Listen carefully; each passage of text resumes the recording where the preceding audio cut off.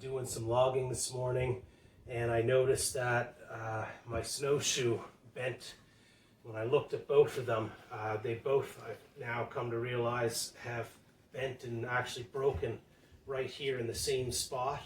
It would be on the inside, so there must be a lot of pressure coming down on the inside rail of both of those snowshoes, and ended up snapping the bar. So I'm going to do a quick repair here on camera today and a review of these snowshoes. These are the Faber Sommet 826 snowshoe. I don't know if they're still made. I've had them for several years. That's a look at them there. I think 3 winters maybe at least now. I've been using them, and they go through a lot of abuse because I'm trudging through the woods back and forth with logs all the time, and you know, you're doing quick turns and stuff, picking things up and maneuvering them, and so I'm putting a lot of stress on the snowshoes that, you know, if you were just walking in a straight line maybe through the snow, you wouldn't be putting quite that much abuse and stress on them. And but obviously, you know, the metal is still not durable enough in the long run to have held up for what I was doing. Otherwise, the bindings in them were really nice. They go on very easily. The strap over here just tightens when you have your foot in. You just pull on that and it tightens around your heel, and it doesn't seem to back off very easily. There are some times where I have to go down and readjust this and pull it tight. It'll slip off my heel, but by and large, that strap works pretty good. And these ones here hold up really well at the front of the boot. Your toe goes in there, and there's 2 latches there, and you just pull up on that strap, and it cinches it down over the toe of your boot. So binding system, I think, is really good compared to traditional snowshoes. If you were to go back and get like an old pair of the, I don't know what they are, weaved or something, snowshoes. So I do like modern ones, and they pivot here at the front as well, and they've got nice cleats for grip.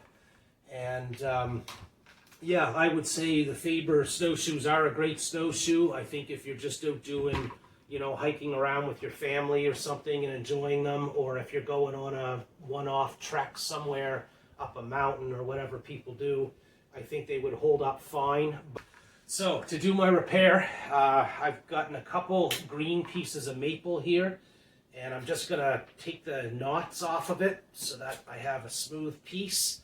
You want to use green wood because it's got some flex to it. If you were to pick up a dry piece and you put any pressure on it, it'll just snap.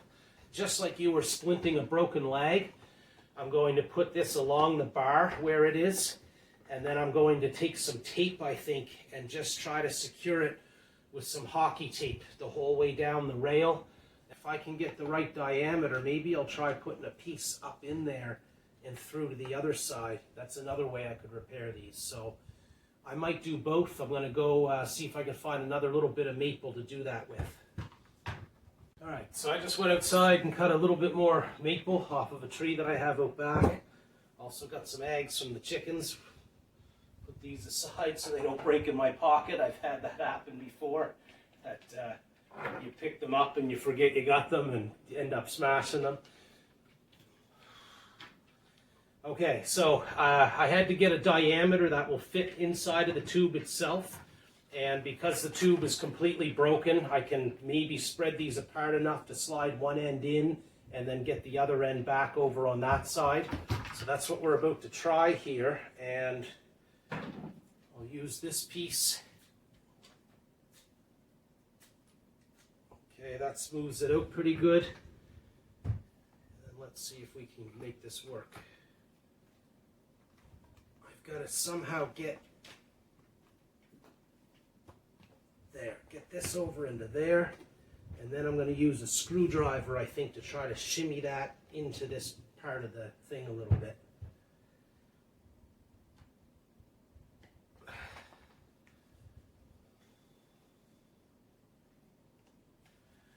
All right, well, that might give it a little bit more stability, keep that together. And now we'll do our splint next. Take this piece here, try to bend this as straight as I can get it.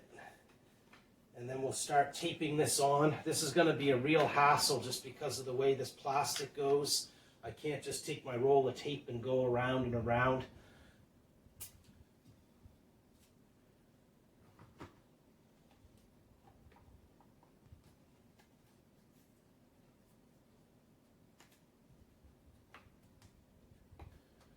Okay, I actually found on my left-hand snowshoe, both bars were broke. I don't know what was holding this thing together out there walking on it, so I had no stability at all from either side. It was just basically the plastic left on these Faber snowshoes that was keeping things rigid and together. Now I was able to secure my 2 pieces of wood with the hockey tape there that I first thought I'd use, but I have no faith that that hockey tape would hold up in the winter time.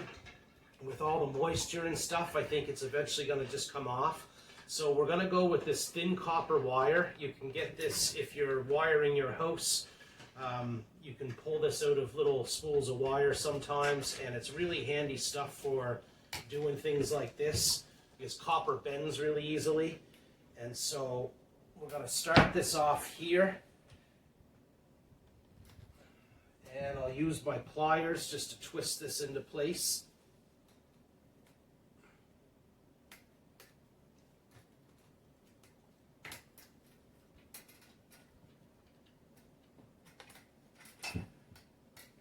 Okay, and then from there we're going to run around and around the stick to secure it to the metal bar on the snowshoe. And I'm hoping that's going to have this fixed up.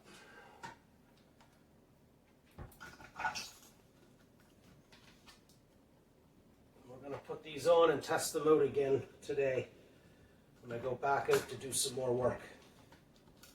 This took about an hour out of my day, unfortunately.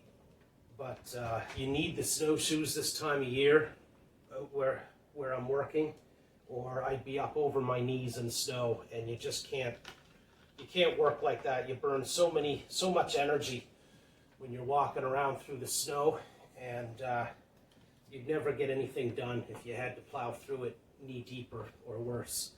So these snowshoes keep me up on the top of the snow, and that allows me to carry logs and do the things that I'm doing without it really being onerous. See, I started here. I just coiled it down. I need to come back to there in order to have something to tie this off on.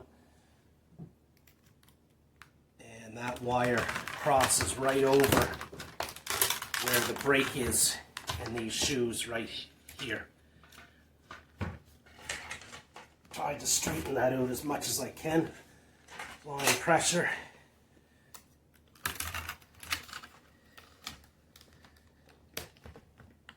Okay, and then we're back to the start. So we'll just take these ends and wrap them, and then use your pliers to get a really tight twist on that. You don't want to go too far or you might snap your copper wire. So just use them to put a little more pressure on, and I'll bend this whole mess out of my way a little bit. And then cut this off. My Franken shoes are done. I got them repaired. Hopefully this will hold up. We're going to go out here and see in a moment when I go back to work, and I just have to do sharpen my chainsaw here next, and then we'll get back out to it. Always gear maintenance to be done, and I know what I'll be asking my parents for Christmas next year. Shout out to them. They're out on vacation right now in their 70s and hiking over 10 kilometers a day where they're at. So I hope my parents are enjoying their vacation. Thanks for watching, guys. Like and subscribe. Cheers. We're back to work in our new repaired Faber snowshoes. Just to show you what would happen if I step out of those and off to an area that I haven't tread on before with them. And you can see right there, drop to your knees. So when you're carrying logs on your shoulder and a lot of weight, this is what you'd be trying to step through without the use of snowshoes. So that's a key piece of gear for me out here logging in the winter time. On our next video, we're going to show everything else that I bring with me here in the sled for winter gear.